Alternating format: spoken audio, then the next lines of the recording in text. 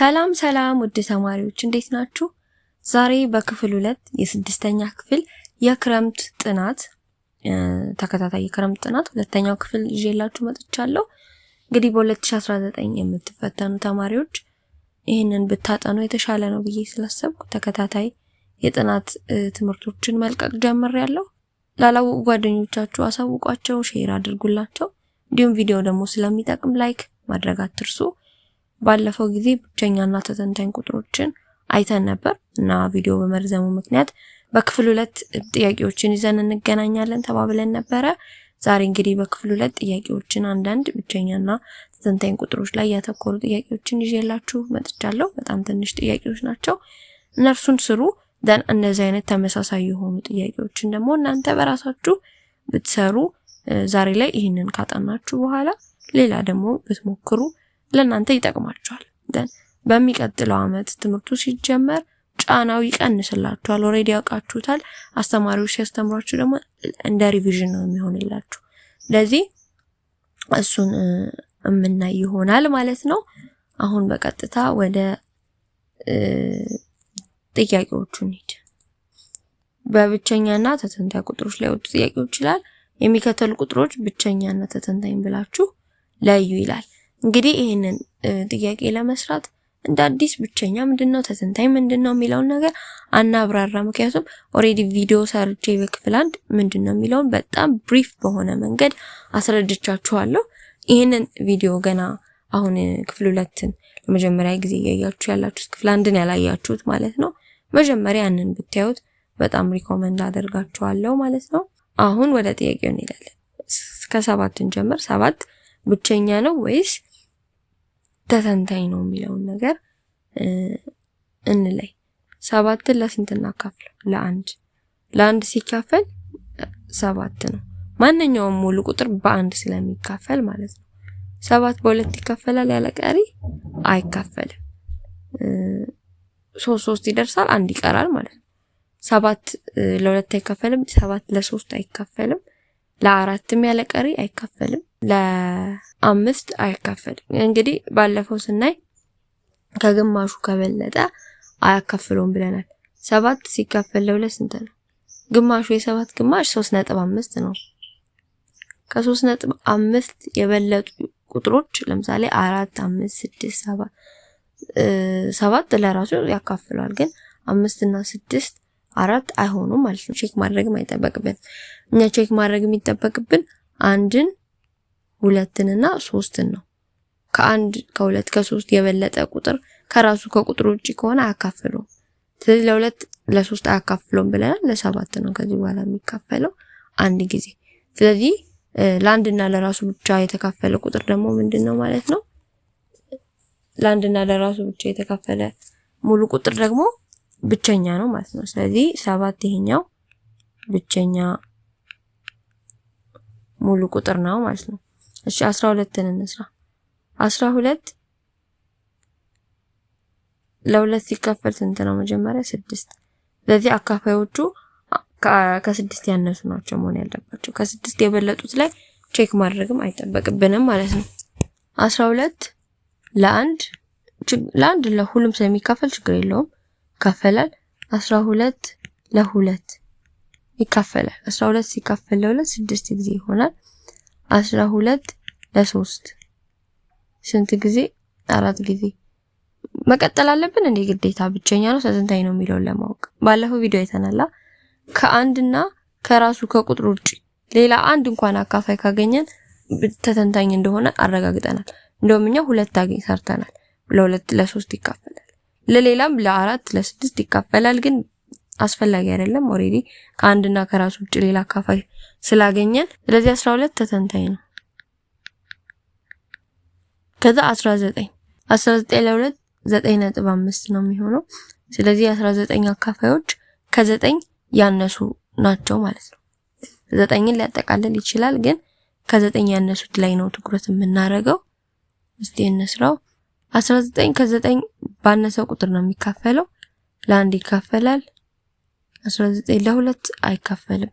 ይሄ የአንድ ቤቱ ኢተጋማሽ ቁጥር which is 1 3 5 7 9 ከሆነ ለ2 አይካፈልም ሁሉ ጊዜ ለ3 አይካፈልም። 1 ሲደመር 9 ስንት ነው? 10 10 ደግሞ ለ3 አይካፈልም።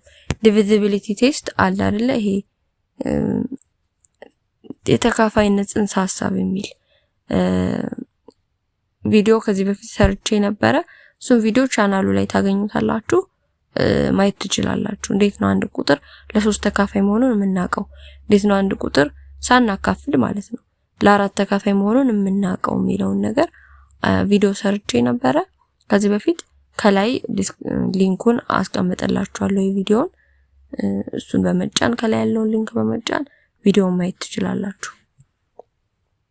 19 ለ3 አይካፈልም፣ ለ4ም አይካፈልም፣ ለ5ም አይካፈልም፣ ለ6ም አይካፈልም፣ ለ7ም አይካፈልም፣ ለ9ም አይካፈልም። 19 ስለዚህ ግማሹ ድረስ ደረስና ከዚህ በኋላ ለማን ነው የሚካፈለው? ለራሱ ለቁጥሩ። ስለዚህ ስንት ይሆናል? አንድ ጊዜ ብቸኛ ነው ማለት ነው። 19 ብቸኛ ቁጥር ነው ማለት ነው። የዲን ለእናንተ ነው የምተው ኤክሰርሳይዝ። መልሱን ኮሜንት ሴክሽን ላይ ጻፉልኝ። ደናይቼ እመነግራችሁ ይሆናል ልክ ነው አይደለም የሚለውን እዛው ላይ ያሳውቃችኋለሁ። በጣም ቀላል ነው። 25 ለ2 ታካፍሉታላችሁ። ከዛ 12.5 ነው የሚመጣው። ስለዚህ 25 አካፋዮች ከ12 ያነሱ ሙሉ ቁጥሮች ናቸው የሚሆኑት። እነሱን እያስገባችሁ ትሞክራላችሁ ማለት ነው። ከዛ ከአንድና ከራሱ ውጪ ሌላ አንድ እንኳን ካገኛችሁ ተተንታኝ ነው ብላችሁ ትደመድማላችሁ። ግን ለአንድና ለራሱ ብቻ የሚካፈል ከሆነ ብቸኛ ነው ትላላችሁ ማለት ነው። ወደ ቀጣዩ እንሂድ። ሁለተኛ ከሚከተሉት ውስጥ ብቸኛ ቁጥር የሆነው የትኛው ነው ይላል። 15 ከአንድና ከራሱ ውጪ ቢያንስ ለማን ይካፈላል? የአንድ ቤቱ 5 ከሆነ ማንኛውም ቁጥር ለ5 ይካፈላል። ስለዚህ 15 ከአንድና ከራሱ ውጪ ቢያንስ ለ5 ይካፈላል። ሌላ ማካፈያ ይኖረዋል። ስለዚህ ይሄኛው ተተንታኝ ነው። እኛ የተጠየቅነው ብቸኛ የሆነው ነው። ይሄ ብቸኛ አይደለም ነው። 21 ከአንድና ከራሱ ውጪ ለማን ይካፈላል? 2 ሲደመር 1 ስንት ነው? 3። ቁጥሮቹን ደምራችሁ ለ3 ተካፋይ የሆነ ቁጥር ካገኛችሁ ያ ቁጥር ለ3 ይካፈላል። ምን ማለት ነው? 21 ማለት 2 ሲደመር 1 ስንት ነው? 3። ስለዚህ 3 ለ3 ይካፈላል። 3 ለ3 የሚካፈል ከሆነ 21ም ለ3 ይካፈላል። ስለዚህ ይሄ ለ3 ይካፈላል። ከአንድና ከራሱ ውጪ ቢያንስ ለ3 ይካፈላል። ለ7ም ይካፈላል። ግን አንድ ካገኘን በቂ ነው። ይሄ ብቸኛ አይደለም፣ ተተንታኝ ነው። 23 2 ሲደመር 3 እንደምር እስቲ። 2 ሲደመር 3 እንት ነው 5። 5 ደግሞ ለ3 አይካፈልም። ስለዚህ ይሄ ቁጥር ለ3 ተካፋይ አይደለም። ለሌሎችም ቁጥሮች ለ2 ተካፋይ አይደለም፣ የተጋማሽ ስለሆነ ለሌሎችም ብታረጋግጡ ተካፋይ አይደለም፣ ብቸኛ ቁጥር ነው። ስለዚህ ይሄኛው ለአንድና ለራሱ ብቻ ነው የሚካፈለው። ሌላ አካፋይ ማግኘት አልቻለም። ስለዚህ ይሄ ምንድነው? ብቸኛ ነው። ብቸኛ የሆነው ሲ ነው ማለት ነው። ዲን እንስራ። 27 ከአንድና ከራሱ ውጪ 2 ሲደመር 7 ስንት ነው? በቀላሉ 9። 9 ደግሞ ለ3 ይካፈላል። ከአንድና ከራሱ ውጪ ቢያንስ ለ3 ተካፍሏል ማለት ነው 27። ስለዚህ ይሄኛውም ተተንታኝ ነው እንጂ ብቸኛ አይደለም። ብቸኛ የሆነው ሲ ነው ማለት ነው። እንዲያረጋችሁ መስራት ትችላላችሁ።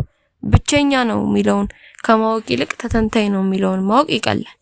ስለዚህ ሲን ትዛሉትና ማታውቁት ቢሆን እንኳን ለ27 አካፋይ ትፈልጋላችሁ፣ ለ21፣ ለ15 ሁሉም ተተንታኝ ከሆኑ ሲን ባታውቁት እንኳን እሱ ስለሆነ የቀረው ብቸኛው እሱ ነው ብላችሁ ትሰራላችሁ ማለት ነው። ሶስተኛ ተተንታኝ ቁጥር የሆነው የትኛው ነው ነው። አሁን እዚህ ጋር ተተንታኝ ቁጥር የሆነው የትኛው ነው ከተባለ ሶስቱ ብቸኛ ናቸው ማለት ነው። ተተንታኝ የሆነውን እንፈልግ በቀላሉ 13 17 ከከበደን እስቲ 24 ጋር እንሂድ። 24 ለ2 ይካፈላል በቀላሉ 4 ተጋማሽ ስለሆነ። ስለዚህ ስንት ይሆናል? 24 ለ2 12። ከአንድና ከራሱ ውጪ 2 አለ፣ ተተንታኝ ነው ማለት ነው 24። ሁልጊዜ ብቸኛ ቁጥሮች ማለት ነው የመጨረሻ ሆሄያቸው የመጨረሻ ፊደል እንትናቸው ቁጥራቸው ኢተጋማሽ ነው የሚሆነው። ስለዚህ ተጋማሽ ቁጥር ኢተጋማሽ ቁጥር ኑሮት ተተንታኝ ሆነ አለ። ግን የብቸኛ ቁጥሮች ግን ሁል ጊዜ የአንድ ቤታቸው ተጋማሽ ነው የሚሆነው። እዚህ ጋር የተሰጠን የአንድ ቤቱ ተጋማሽ ስለሆነ በቀላሉ ተተንታኝ የሆነው ሲ ነው ማለት ነው። ግን ለምሳሌ 27 ብንባል እዚህ ጋር 27 ቢኖር 27ም ተተንታኝ ነው። እንደዚህም ሊሰጥ ይችላል። ይሄኛው ጥያቄ ስለቀለለ ነው እንጂ ግን ሌሎቹ ቁጥሮች ብቸኛ ነው ከማለት ይልቅ ተተንታኝ መሆኑን መፈለግ ይቀላል። ስለዚህ ብቸኞቹን ዘላችሁ ተተንታኝ የሆነውን መፈለግ የተሻለ ስለሆነ ለእንደዛ ነው መስራት ያለባችሁ። መልሱ ሲ ነው ማለት ነው። እሺ አንድ ቁጥር ዳሽ ነው። አንድ ቁጥር ምንድነው? ብቸኛም ተተንታኝም አይደለም ነው መልሱ። ብቸኛም ተተንታኝም አይደለም ወይም ደግሞ ለአንድ ቁጥር ብቻ የሚካፈል ነው ማለት ነው። ለአንድና ለራሳቸው ብቻ የሚካፈሉ ቁጥሮች ዳሽ ይባላሉ። ምንድነው የሚባሉት? ብቸኛ ቁጥሮች ነው የሚባሉት። ለአንድና ለራሳቸው ብቻ የሚካፈሉ ብቸኛ ቁጥሮች ይባላሉ። ስድስተኛ 36 ብቸኛ ነው ወይስ ተተንታኝ ቁጥር? ተተንታኝ ከሆነ አካፋዮቹን ዘርዝሩ ይላል። አሁን ተጨማሪ ብቸኛ ነው ተተንታኝ ነው ወይስ ብቸኛ ነው የሚለው ብቻ ካለ አንድ ብቻ አካፋይ አግኝተን ማቆም እንችል ነበር። ግን አካፋዮቹን ዘርዝሩ ስለሚል መዘርዘር አለብን። መጀመሪያ ብቸኛ ነው ወይስ ተተንታኝ የሚለውን እንወስን። በቀላሉ የአንድ ቤቱ 36 ምንድነው? ተጋማሽ። ስለዚህ በተጨማሪ ለሁለት መካፈል ይችላል። ስለዚህ ይሄ ቁጥር ምንድነው? አንድ አካፋይ ለማግኘት ያክል 36 ለሁለት ይካፈል 18 ስለሆነ ያለ ቀሪ ስለተካፈለ ተተንታኝ ነው ማለት ነው። ከአንድና ከራሱ ውጪ ቢያንስ ለሁለት ይካፈላል። ግን አሁን እንዘርዝራቸው። መጀመሪያ 36ን ለሁለት እናካፍለው 18። ስለዚህ አካፋዮቹ ከ18 እኩል የሆነ ወይም ያነሱ ናቸው። 36 ለአንድ ይካፈላል 36 ጊዜ፣ 36 ለሁለት ይካፈላል 18 ጊዜ፣ 36 ለ3 ይካፈላል 3 ደመር 6 9 ነው። 9 ለ3 ስለሚካፈል 36ም ለ3 ይካፈላል ስንት ጊዜ ይሆናል? 12 ጊዜ ይሆናል። 36 ለ4 ይካፈላል 9 ጊዜ ይሆናል። በተጨማሪ ደግሞ አንድ በነግራችሁ ነገር እዚህ ጋር ለ2 ለ3 ለ4 ስናካፍል የመጡልን መልሶች አሉ አይደል? 18 19 9 እነዚህም የ36 አካፋዮች ናቸው። ስለዚህ አሁን ስንት አካፋይ ያገኘን? 1 2 3 4 5 6 7 ራሱ 36 1 8 አካፋይ አግኝተናል ማለት ነው። እንቀጥል። እሺ 36 ለ5 አይካፈልም። የ5 የሚካፈሉ ቁጥሮች የአንድ ቤታቸው 5 እና 0 የሆነው ብቻ ናቸው። ይሄ ደግሞ 6 ስለሆነ ለ5 አይካፈልም። 36 ለ6 ይካፈላል ስንት ጊዜ? 6 ጊዜ ይሆናል።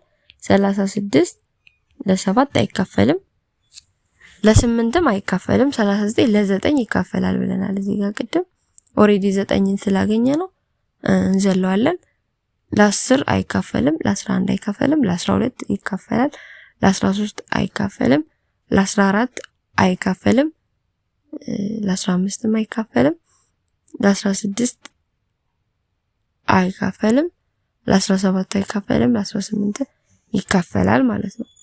ስለዚህ አካፋዮቹ 1 2 3 4 6 9 12 18 እና 36 ናቸው። በቀላሉ ይሄን ሁሉ ያገኘነው እንዴት ነው?